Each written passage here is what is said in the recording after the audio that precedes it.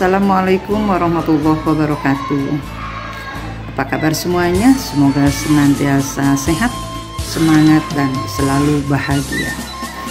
Berbicara tentang literasi dan numerasi, berbicara tentang asesmen nasional, berbicara tentang asesmen kompetensi minimum, masih banyak PR yang harus kita tuntaskan, berproses mulai dari proses pembelajarannya sampai dengan proses pelaksanaan asesmennya.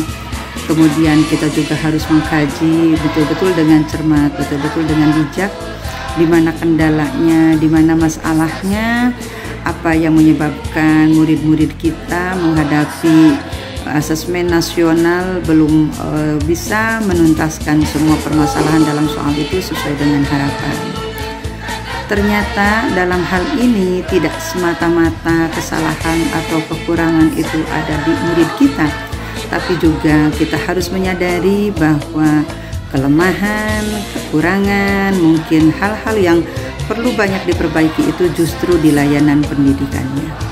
Untuk berbicara literasi, mungkin perlu banyak lagi anak-anak kita, murid-murid kita dibiasakan pertama membaca tulisan apapun dalam bentuk buku atau dalam bentuk apapun.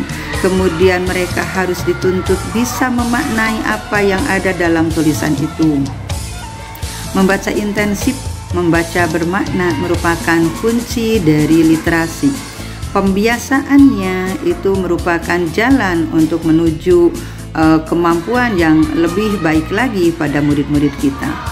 Kemudian literasi juga tidak dibatasi hanya di ruang lingkup perpustakaan. Literasi itu justru lebih banyak di alam yang terbuka. Murid-murid kita diajak berliterasi berbagai hal, apa yang dihadapinya, apa yang dilihat, apa yang didengarnya dalam kehidupan mereka sehari-hari. Ini tidak mudah seperti mudah mengucapkan. Pelaksanaannya justru mungkin butuh konsentrasi, butuh tenaga ekstra, butuh waktu yang lebih. Bagaimana cara membiasakan murid-murid kita berliterasi, dan dimulai dari kita para pendidiknya, orang-orang dewasa yang membersamainya belajar juga harus selalu melaksanakan atau selalu beraktivitas berliterasi itu betul-betul bukan hanya sekedar wacana, tapi betul-betul dilaksanakan.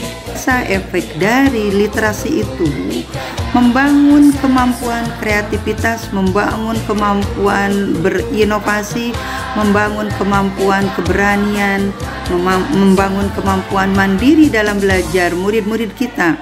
Yang saya rasakan sendiri ketika kecil dulu sangat suka membaca. Dari bacaan itu kemudian diceritakan kepada teman-teman. Setelah itu tumbuh dewasa, terbiasa berbicara di depan banyak orang, dan itu menumbuhkan keberanian kita untuk tampil berekspresi di depan orang lain, di depan forum yang lebih luas, tidak hanya sekedar berbicara dengan orang-orang dekat saja, tapi bisa berbicara dengan siapapun, mungkin dengan orang yang baru kita kenal. Dan itu merupakan fondasi dasar untuk bersosial yang baik, menjalin komunikasi yang baik, menghindari kesalahpahaman akibat komunikasi yang salah. Itu salah satu di antara manfaatnya kita berliterasi. Maka berliterasi harus siap, harus melangkah betul-betul dari awal, membelajarkan, membiasakan, memberi kesempatan murid-murid kita untuk bisa memaknai apa yang mereka lihat, apa yang mereka rasa, apa yang mereka dengar, bisa menceritakannya kembali, bisa memberikan penilaian kalau itu membutuhkan penilaian, bisa mengkomunikasikannya, bisa mengekspresikannya, baik itu menggunakan bahasa lisan, baik itu menggunakan ekspresi wajah, atau menggunakan bahasa tubuhnya. Kemudian berbicara mengenai numerasi. Numerasi di mana kesulitannya? Pemahaman kita pada umumnya ketika berbicara numerasi, seolah-olah kita hanya membayangkan angka-angka, membayangkan nomor-nomor, membayangkan hitungan matematika. Sebenarnya numerasi jauh lebih luas daripada itu. Pembelajaran matematika itu hanya bagian kecil dari numerasi. Numerasi yang sesungguhnya adalah bagaimana murid-murid kita nanti di masa yang akan datang mereka bisa memaknai semua hal yang berkaitan dengan angka, berkaitan dengan bilangan yang digunakan dalam kehidupan sehari-hari. Mereka bisa memanfaatkannya, bisa menghasilkan kehidupan yang layak dari kemampuan bernumerasi itu, terhindar dari hal-hal yang tidak diinginkan, misalkan karena tidak mampu bernumerasi, kena penipuan dan lain sebagainya. Maka disinilah fondasi dasarnya diajarkan ketika mereka berada di sekolah dasar. Ketika mereka kita guru-gurunya, tenaga pendidik dan kependidikannya yang ada di SD untuk bisa nanti dilanjutkan ke tingkat sekolah berikutnya. Numerasi itu memiliki prasyarat. Pertama, murid-murid kita harus dibelajarkan, harus diajak untuk menggali potensinya, menguasai dulu fondasi dasar matematika. Fondasi dasar matematika itu diantaranya adalah penjumlahan, pengurangan, perkalian, dan pembagian. Setelah 4 hal ini mereka mampu menerapkannya, maka insya Allah numerasi-numerasi berikutnya dalam permasalahan apapun mereka akan bisa menyelesaikannya. Apa yang menjadi berat ketika kita membelajarkan numerasi ini?